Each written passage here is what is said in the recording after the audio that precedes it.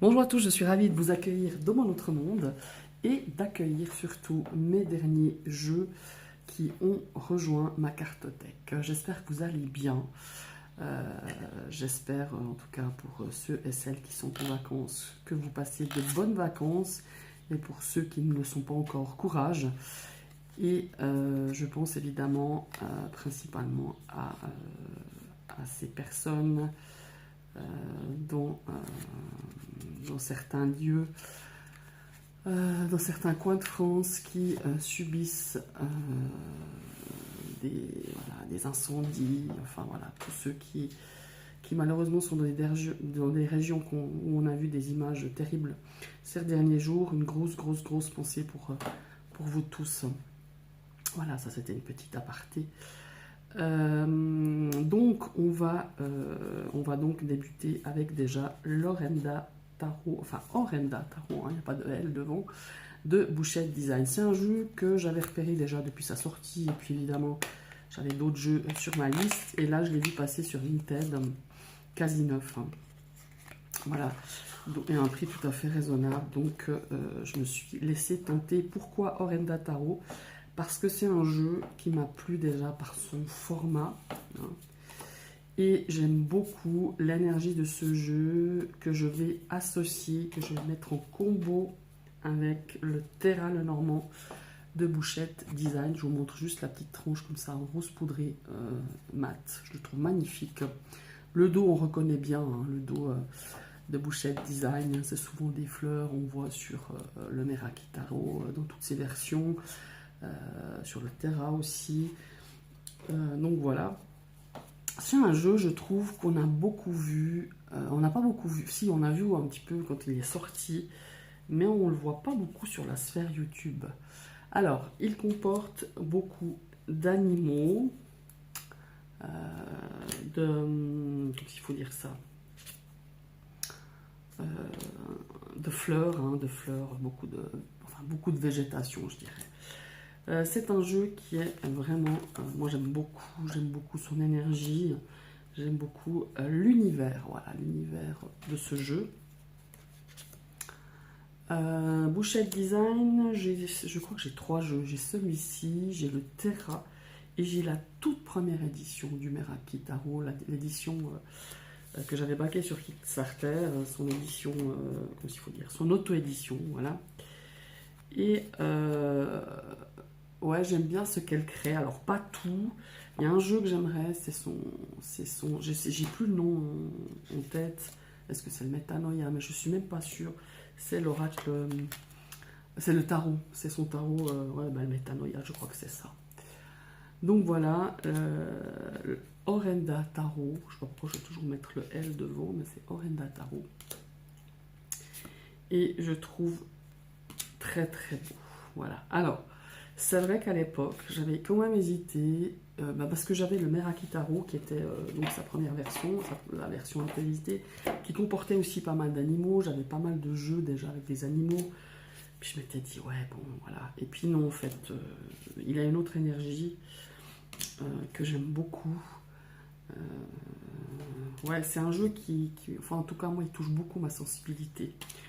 Très sensible, voilà. Et encore une fois, alors j'aime aussi les tarots au format traditionnel, mais là, au format, je trouve, carte à jouer, je trouve super sympa. Cette carte, je l'adore. Je ne sais pas pourquoi, mais elle m'inspire énormément le 9 de bâton. Voilà. Orenda Tarot de Bouchette Design, qui est sorti, je crois, en 2021. Je crois, je ne suis pas sûre. Ouais, peut-être plus tard, je sais rien. Je me souviens plus finalement. Pourquoi je vous dis 2021? Parce que j'ai vu l'année quelque part, c'est peut-être possible. Enfin, peu importe, mais c'est un jeu que j'aime beaucoup. Voilà. Ça, c'est le premier. Le deuxième, alors, attends, j'essaie de ranger les cartes, les petites cartes mémo mots-clés. Voilà, le deuxième, où est-il? Là, le Pams Recolored Tarot Gilded Shadow édition de Lucky Card. Celui-ci, il est 2021. Ah bah c'est peut-être celui-là qui est 2021. Lorenda, il me semble qu'il est plus récent. Enfin bref, peu importe. C'est un jeu que j'avais vu à sa sortie, donc en 2021, que j'ai jamais pu avoir, forcément. Et quand je l'ai vu passer sur Vinted, eh ben, je peux vous dire que je crois que ça faisait une demi-heure qu'elle l'avait posté. J'ai pas réfléchi 50 fois. C'est un jeu vraiment que je voulais dans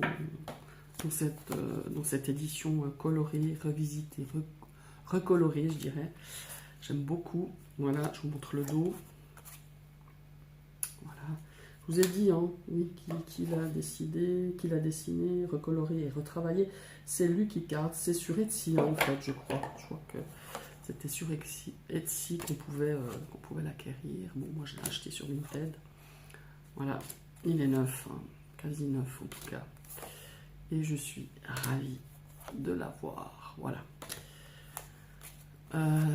C'est vrai que ces éditions retravaillées, recolorisées, je sais pas si c'est français, on aime ou on n'aime pas, moi j'aimais bien, enfin j'aime bien. Et voilà, ça donne, je trouve, une autre énergie, une autre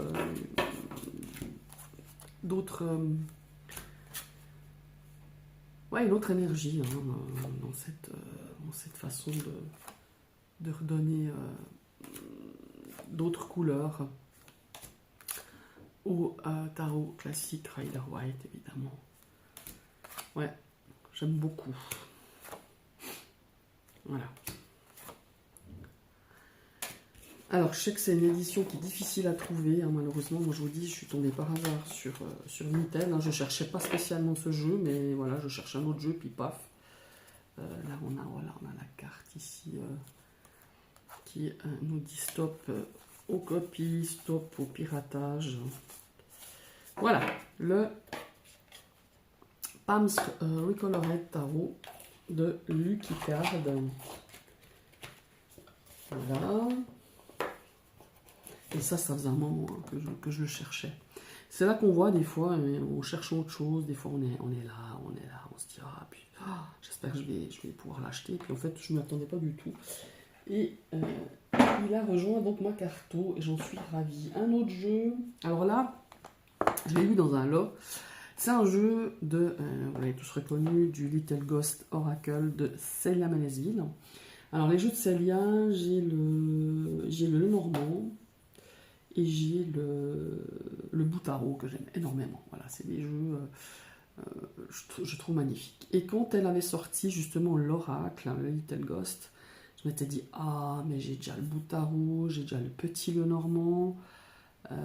Est-ce que ça va pas faire un peu doublon? Donc du coup, j'avais longuement hésité, mais je ne l'ai pas acheté. Et là, dans un lot, ma foi, il était bon. Donc voilà, je me suis dit, bon, au pire des cas, je le prends. De toute façon, voilà, il était dans le lot, donc je l'ai. Et au pire des cas, je vais le revendre. Mon idée initiale était, je vous le dis franchement, c'était de le revendre. Et quand je l'ai eu entre les mains, je me suis dit, je ne peux pas le revendre, en tout cas pas maintenant. Je vais le garder. Bon, alors voilà, vous connaissez tous. Hein, est-ce qu'il est bon encore de vous le montrer? Mais je vais quand même vous le remontrer. Il est neuf. Hein. Voilà, on a le carnet hein, ici en version anglaise et version française de l'autre côté. Voilà. Et puis, on a le même dos que le Boutaro. Hein, voilà, si je me souviens bien. Peut-être qu'il est plus bleu, le Boutaro. Enfin, moi, je ne l'ai pas sous la main, mais je crois que ça doit être ça. Voilà, on a tous ces petits fantômes holographiques, une magnifique tranche aussi holographique, magnifique. Et on a donc 50, je ne sais pas combien, non peut-être moins. 40 cartes, ouais, je ne veux pas plus de bêtises, je vais regarder le livret. Parce qu'évidemment, c'est pas dans l'ordre, je crois pas que je l'ai mis dans l'ordre.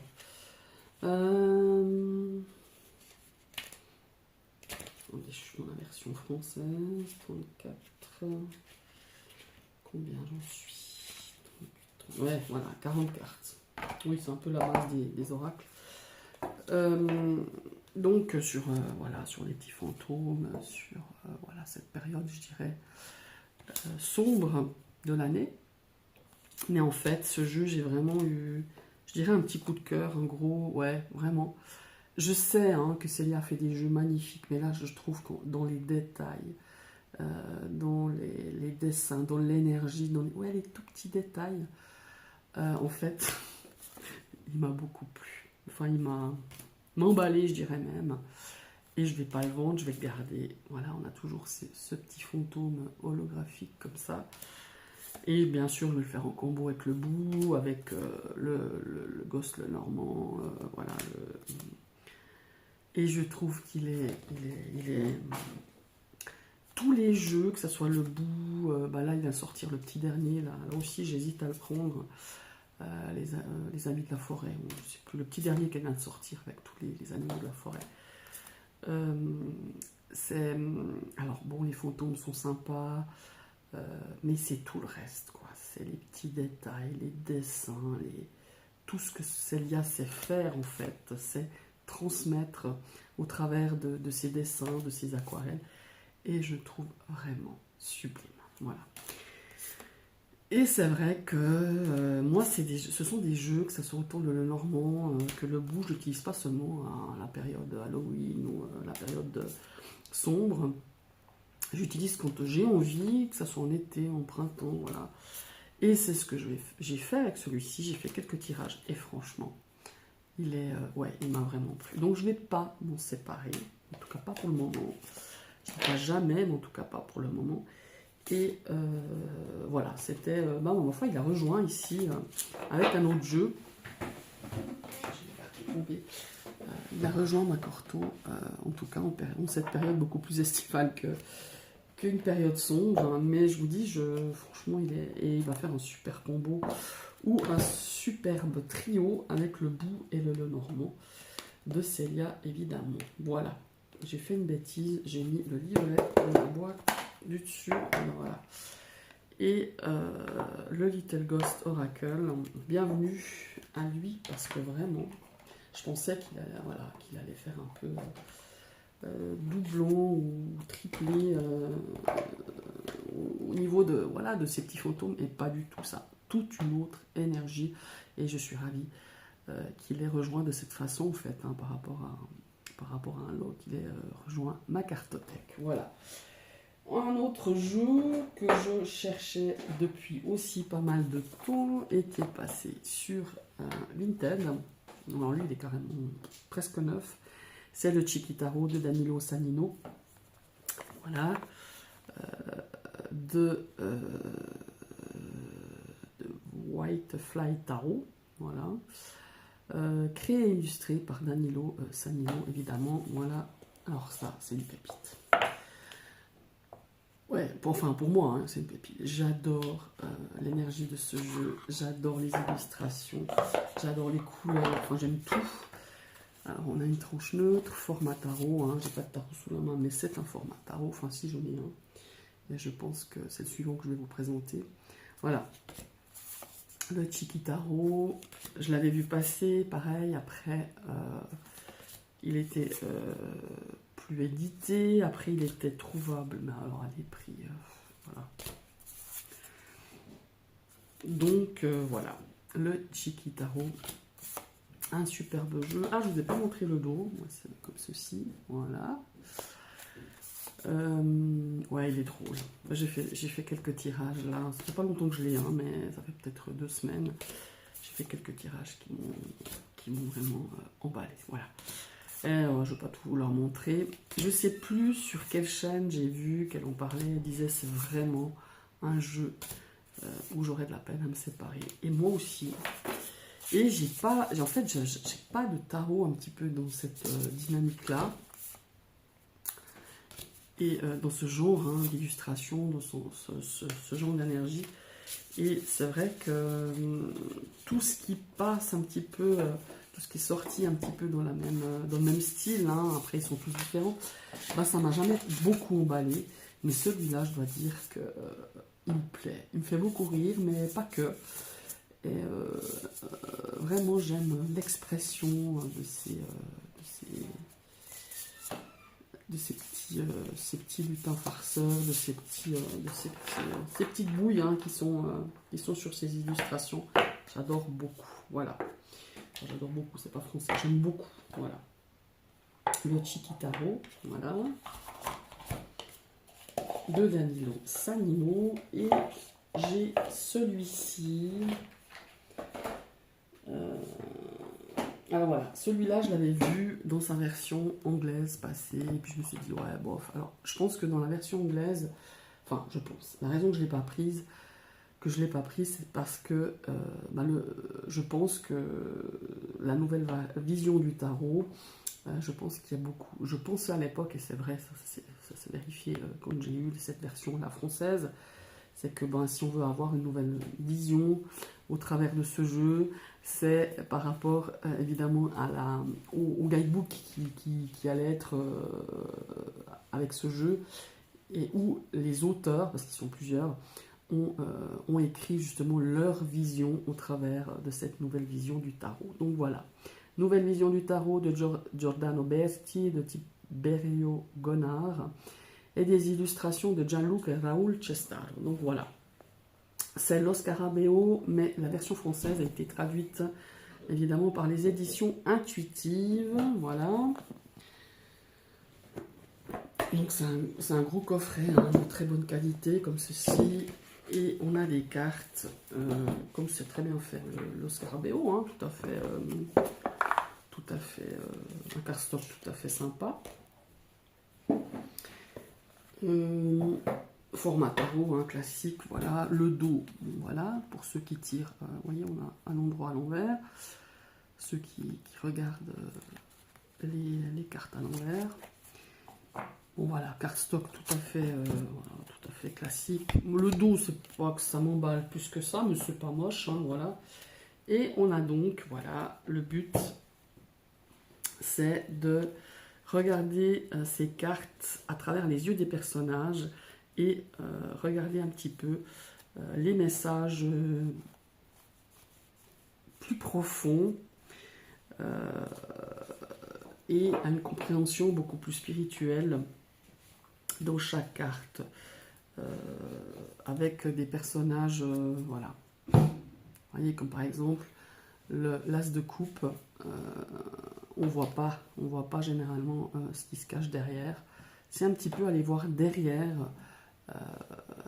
chaque illustration classique du Rider-Waite-Smith et d'apporter une autre vision, une autre interprétation, une autre énergie de ces 78 lames, 78 lames du tarot. Voilà.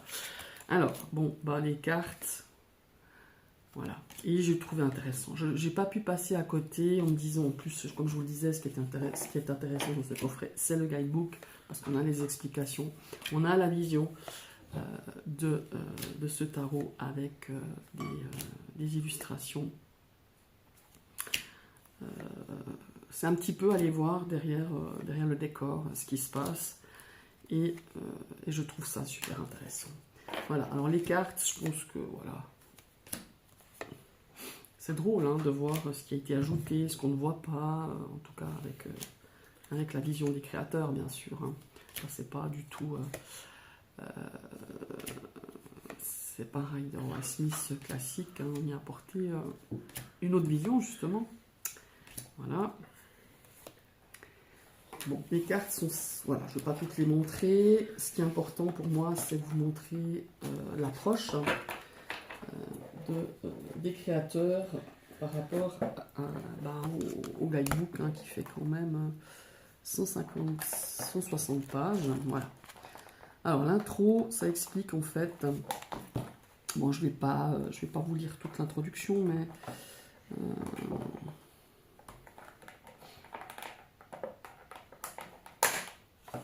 Alors,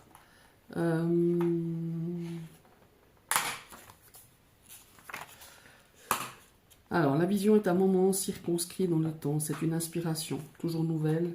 Est-elle l'inspiration d'un artiste ou d'un chaman? L'expérience de cette vision est purement individuelle.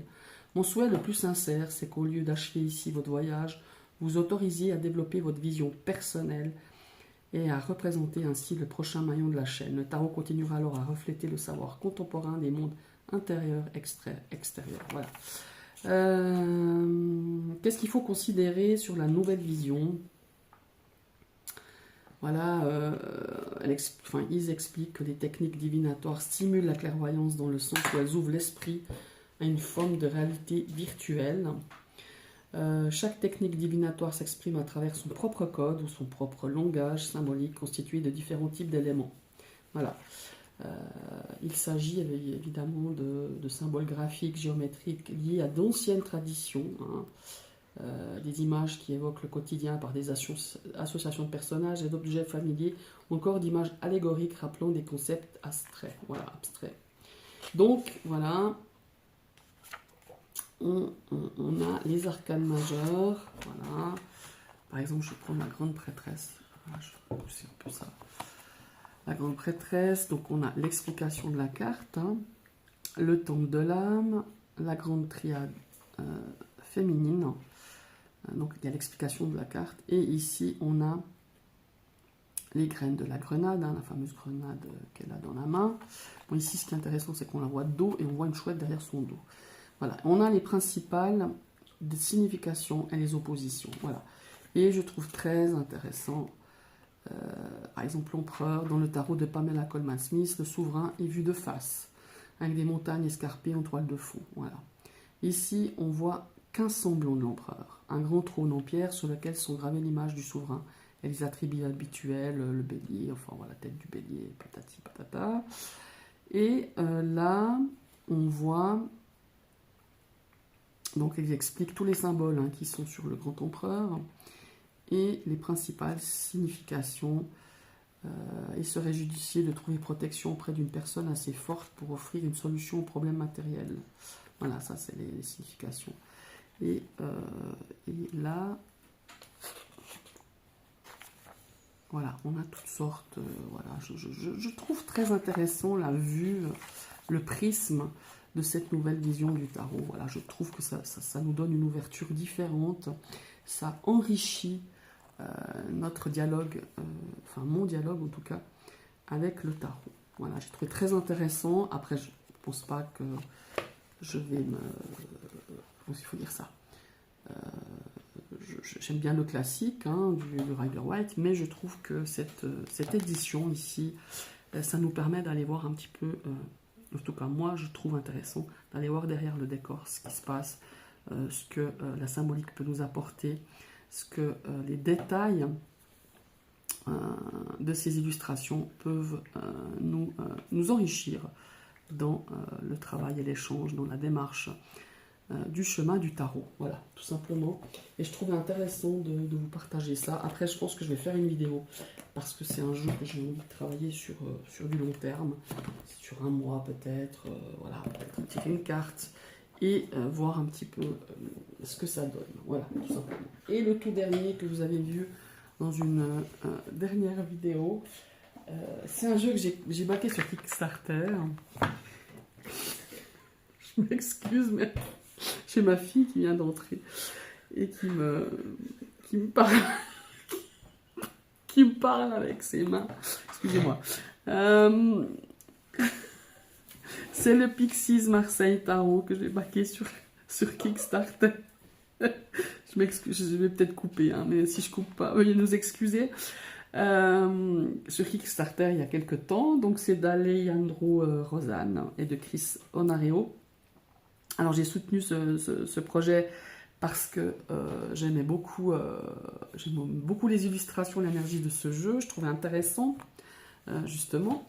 Et au fil du temps, hein, vous savez comment ça se passe sur Kickstarter, on vous envoie un petit peu l'avancée du projet, et comme il y a eu pas mal de contributeurs, on dit comme ça, et bien en fait à la base c'était une tote box, enfin voilà, c'était une boîte toute simple, et comme il y a eu beaucoup de contributeurs, on a eu une boîte aimantée qui est magnifique, et après par la suite on a reçu de nouveau un mail en disant voilà, je vais pouvoir faire un guidebook. Mais moi je m'attendais à un guidebook qui rentre dans cette boîte, et en fait quand je l'ai reçu la semaine dernière, j'ai reçu carrément un livre. Voilà, super intéressant. Alors qui est Alejandro Rosanne? Il a fait 4 tarots qui étaient disponibles à un moment donné chez Nicolas au Salon des Arcanes. Je crois qu'il n'y en a plus que 2. Il a fait le tarot des ambiguïtés, le Marseille Tarot, je crois. Ah, j'ai plus le nom. Je vais rechercher ça. Comment ça s'appelle? Ouais, je vais essayer de trouver. Les autres jeux, il y a Medieval Tarot, je crois, mais je me souviens plus très bien des tarots. Je vais, voilà, ici. Alors, il a fait le Rider Marseille Tarot, voilà, qui est chez Nicolas, mais qui est en rupture de stock. Il a fait le tarot médiéval, le Medieval Fitters Tarot et le tarot des ambiguïtés, c'est ce que je vous disais aussi, mais en rupture de stock aussi chez Nicolas. Mais enfin, voilà, ça c'est son tout dernier. Et vraiment, c'est un superbe jeu. Je vais peut-être vous montrer d'abord le guidebook. Voilà, donc il part du tarot, voilà, il compare un petit peu le tarot de Marseille et le tarot Rider-Waite de Pamela Colman. Hein, et en fait, il a envie de faire un jeu justement en mélangeant un petit peu les deux traditions. Voilà. Et puis en y amenant évidemment sa petite touche personnelle. Vous voyez, c'est un livre, hein, c'est carrément un bouquin, je trouve magnifique. Voilà, donc là on a sur les lames majeures et nous avons sur les lames mineures toujours l'explication de la carte, le mot-clé, je dirais, principal, et après on a les mots-clés dans la version lumineuse, dans la version shadow, la version beaucoup plus nuancée, enfin à l'envers si on veut bien. La version shadow c'est à l'envers, voilà, inversé plutôt, dans la signification inversée. Donc voilà. Magnifique jeu, je vais vous montrer, voilà, on a ici à l'intérieur, on a le dos des cartes, c'est vraiment un superbe travail.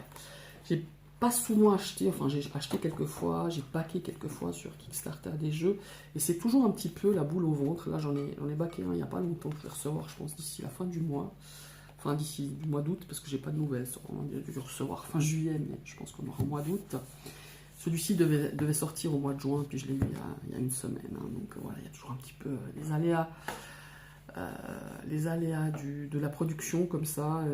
Souvent ces produits quand même, c'est imprimé en Chine, donc voilà, il faut le temps qu'ils arrivent en Europe. Enfin voilà. Qu'est-ce que je voulais dire? Oui, voilà, c'est un jeu qui est vraiment... Ouais, alors je disais que quand on back sur Kickstarter, t'as toujours une petite boule au ventre en te disant, mais... est-ce que ça va te plaire au final? Parce qu'on voit le projet au début, mais on ne voit pas. Alors ça nous donne un ordre d'idée, évidemment. Hein, il n'y a pas un gros changement par rapport au projet initial. Mais en tout cas, là, je suis ravie, je suis très satisfaite d'avoir soutenu ce projet. Voilà. Maintenant, on passe aux cartes. Alors, comme je vous le disais, une magnifique boîte aimantée. Regardez, ici, on a Pamela Colman Smith, donc la signature qui va apparaître dans ce jeu pour lui rendre hommage en fait à toute la symbolique du Rider-Waite Smith. Et on aura, voilà, ici, la signature de Pamela pour justement rendre hommage à tout ce qu'elle a fait, tout ce qu'elle a créé par rapport au Rider-Waite Smith. Bon, alors, il est plus dans l'ordre, j'ai oublié de vous le mettre dans l'ordre ce jeu, mais voilà. Je trouve magnifique les personnages de cours. On a des cartes qui vont être qui sont doubles. Bon, là, j'en ai qu'une. Là, on a la carte du diable, moi j'en ai une deuxième. La maison Dieu, c'est pareil. Vous voyez, on a la maison Dieu et on a ici le lightning, je crois que c'est l'éclair. L'éclair ou le... Oui, l'éclair. C'est ça. Voilà. On a deux cartes pour plusieurs lames. Le fou, voilà, sur le 2 de coupe. Donc vous voyez, c'est un mélange donc de Marseille. Hein. Par exemple, les mineurs, vous allez voir que globalement, c'est un Marseille. Et toujours, ici, pour le 4 d'épée, on a l'iconographie, on a les illustrations en fond du Rider-Waite Smith. Voilà, je trouve vraiment super. Là aussi, vous voyez le 5 d'épée, on voit ces personnages qui ont combattu, mais qui n'ont pas vraiment gagné ni d'un côté ni de l'autre. Et on les voit ici en fond. On voit la mère, on voit le personnage principal qu'on voit principalement. Vous voyez, on les voit vraiment en fond. Le 6 d'épée, c'est la même chose. Voilà, le 7. Le 8, on voit cette femme qui a bandeau sur les yeux, pieds et mains liés. Voilà, le 9, c'est pareil. Et on part ici avec personnage de cour, pardon, qui est juste magnifique. La mort. La tempérance, c'est pareil. On a le choix entre deux cartes. Voilà, ça c'est typique tarot de Marseille. Hein. Et ici, on a une version un petit peu différente. On retrouve la deuxième lame du diable. Voilà. Et ici, nous partons avec les coupes. C'est un jeu magnifique, avec une énergie magnifique. Enfin, moi, j'ai eu vraiment un gros coup de cœur. Regardez le 6 de bâton. On voit le cheval. On voit la couronne de laurier. Vous voyez, tout ça, la fleur. On voit tout ça. C'est un doux mélange. Et je trouve très intéressant. Voilà. Moi, j'aime bien. Voilà. Et on a l'aspect vieilli des cartes ici. Hein, que vous pouvez voir. C'est un jeu que j'ai pas été voir. Je vous ai pas montré non plus la tranche argentée de ce jeu qui est très sympa. Une tranche argentée comme ceci. Mat. Voilà. Comme les inscriptions sur la boîte. Superbe boîte. Hein, très qualitatif. Magnifique. Voilà. Je pense que c'est un jeu qu'il a imprimé, qu'il a édité. Je pense une édition limitée, j'imagine, mais il a édité plus que ce qu'on a contribué, plus que de contributeurs. Je pense qu'on pourrait le trouver sur Kickstarter avec des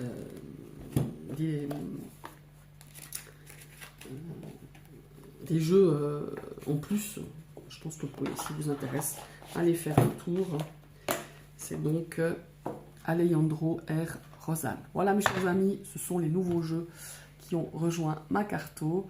N'hésitez pas à liker, dites-moi si vous les connaissez, s'ils vous plaisent pas, enfin bref. Comme vous savez, je réponds pas non l'instant T, mais je finis toujours par répondre. Je vous souhaite, ma foi, un beau mois d'août pour tout le monde. Et je vous dis à tout bientôt pour une prochaine vidéo. Bye bye.